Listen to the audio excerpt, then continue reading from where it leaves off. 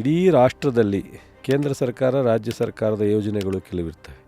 ನಾವೇನು ಎಕ್ಸ್ಪೆಂಡಿಚರ್ ಮಾಡ್ತೀವಿ ಅವರಿಂದನೂ ಒಂದಷ್ಟು 60-40 ಸ್ಕೀಮ್ಗಳಿದ್ದಾವೆ. ನಾವು 40 ಹಾಕಿದ್ರೆ ಅವ್ರು 60 ಕೊಡ್ತಾರೆ, ಅವ್ರು 40 ಕೊಟ್ಟಾಗ ನಾವು 60 ಹಾಕ್ತೀವಿ. ಈ ಥರ ಸ್ಕೀಮ್ಗಳು ನಮ್ಮ ಮತ್ತೆ ನೆನಪಿಸ್ಬೋದಾ ಸರ್ ಜನಗಳಿಗೆ? ಖಂಡಿತ.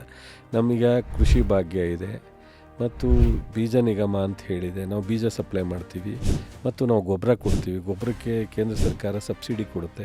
ಅದನ್ನು ಕರೆಕ್ಟಾಗಿ ನೋಡಿ. ಹಿಂದೆ ಎಲ್ಲ ನಾವು ಹಾವೇರಿನಲ್ಲಿ ಗೋಲಿಬಾರ್ ಆಗಿತ್ತು, ಸರಿಯಾಗಿ ಬೀಜ ಸಿಗ್ತಾಯಿಲ್ಲ, ಗೊಬ್ಬರ ಸಿಗ್ತಾಯಿಲ್ಲ ಅಂತೇಳಿ ಸಾಕಷ್ಟು ಗಲಾಟೆ. ರೈತರು ನಮ್ಮ ರೈತ ಸಂಪರ್ಕ ಕೇಂದ್ರದಲ್ಲಿ ಹೋಗಿ ನಿಂತ್ಕೊಂಡು ಅವರು ಕಾದು ಗಲಾಟೆ ಆಗಿರೋವಂಥ ಇತಿಹಾಸಗಳೆಲ್ಲ ಇದೆ.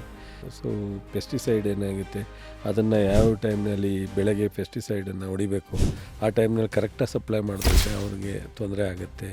ಈ ಥರದ್ದೆಲ್ಲ ಸಾಕಷ್ಟು ರೈತರಿಗೆ ಅನುಕೂಲ ಆಗುವಂಥವು ಇರ್ತವೆ. ಅದನ್ನೆಲ್ಲ ಪ್ರಾಪರಾಗಿ ಮಾಡಬೇಕು ಅಂತ.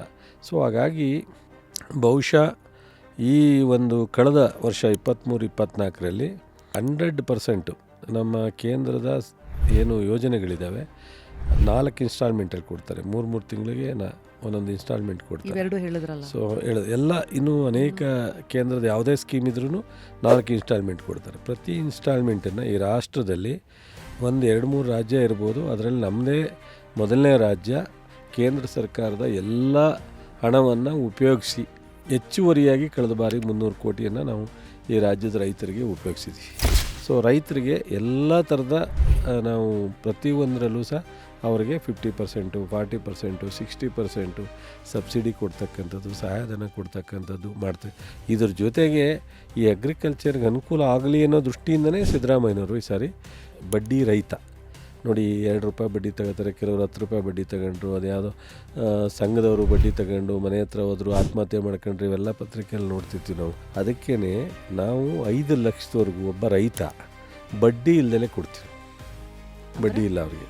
5 ಲಕ್ಷ ತಗೊಂಡು 5 ಲಕ್ಷನ ಅವನು ವರ್ಷ ಆದಮೇಲೆ ಅವ್ರ ಬೆಳೆ ಬಂದಮೇಲೆ ದುಡ್ಡು ಕಟ್ಟೋದು. 5 ಲಕ್ಷ, 1 ರೂಪಾಯಿ ಬಡ್ಡಿ ಇಲ್ಲ. ಅದು ಬಡ್ಡಿ ರಹಿತ ಸಾಲ ಅಂಥೇಳಿ ನಾವು ಸೊಸೈಟಿ ಮೂಲಕ ಪ್ರತಿ 420 ಊರಿಗೆ ಒಂದೊಂದು ಸೊಸೈಟಿ ಇದೆ, ಪ್ಯಾಕ್ಸ್ ಅಂತ ಹೇಳ್ತೀವಿ, VSSN ಅಂತ.